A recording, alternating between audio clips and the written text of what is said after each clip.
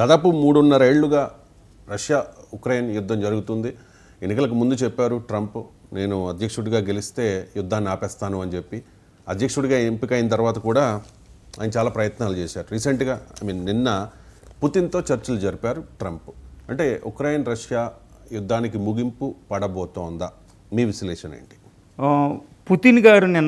Putin గారిని Zelensky ఇద్దరికి Trump డైరెక్ట్గా ఫోన్ కాల్ చేసి పుతిన్ గారితో 2 గంటల చర్చలు జరిపారు, జెలెన్స్కీతో 1 గంట దాకా చర్చలు జరిపారు.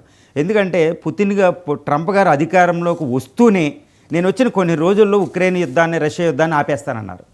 కానీ ఆయన జనవరి 20న వచ్చారు. ఇప్పుడు ఫిబ్రవరి, మార్చి, ఏప్రిల్, మే వచ్చేసింది. 4.5 నెలలు గడుస్తుంది. కానీ తీవ్రమైన యుద్ధం నడుస్తుంది.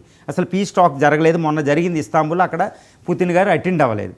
ఇప్పుడు దానికి వెర్రెత్తి అంటే ఇంకా నిజంగా డెస్పరేట్గా ఆయన డైరెక్ట్ ఫోన్ కాల్ చేశారు ట్రంప్ గారు పుతిన్ గారికి. 2 గంటలు మంచి చర్చలు జరిగినాయని ట్రంప్ గారు చెప్తున్నారు, పుతిన్ గారు చెప్తున్నారు. అంటే శాంతి చర్చలు ముందుకెళ్ళే అవకాశం ఉంది.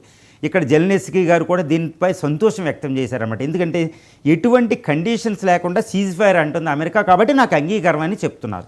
రష్యా కూడా ఏం చెప్తుంది, కొన్ని కండిషన్తో వీఆర్ రెడీ అని చెప్తుంది. అందులో ఏంటంటే పుతిన్ పెట్టే కండిషన్స్ ఏంటంటే, ఇప్పుడు వరకు మేము ఉక్రెయిన్లో ఆక్యుపై చేసుకున్న టెరిటరీస్ మా ఆధారంలోనే ఉండాలని చెప్తుంది. దాన్ని ఇప్పుడు జెలెన్స్కీ గారు అంగీకరించలేదు ముందు, కానీ ఇప్పుడు అంగీకరించినట్టు కనపడుతుంది. ఎస్పెషల్లీ క్రిమియా ఒకటి, ఉక్రెయిన్లో చాలా రిచ్ ప్రావిన్స్ ఒకటి ఉంటుందండి, వీటి ఇవన్నీ పండేది, మినరల్స్ వచ్చేది. ఈ కరస్క్ రీజన్ అంటారు. ఈ కరస్క్ రీజన్ కూడా రష్యా ఆధీనంలో ఉండిపోతుంది అనమాట. అంటే ఇప్పుడు దాకా రష్యా జయించినవి రష్యా ఆధీనంలో ఉండిపోతాయి అనమాట. తర్వాత ఇంకొక విషయం ఏంటంటే పుతిన్ చెప్పేది, ఎట్టి పరిస్థితుల్లో ఉక్రెయిన్ నాటోలో సభ్య దేశంగా అవ్వకూడదు అని చెప్తున్నారు.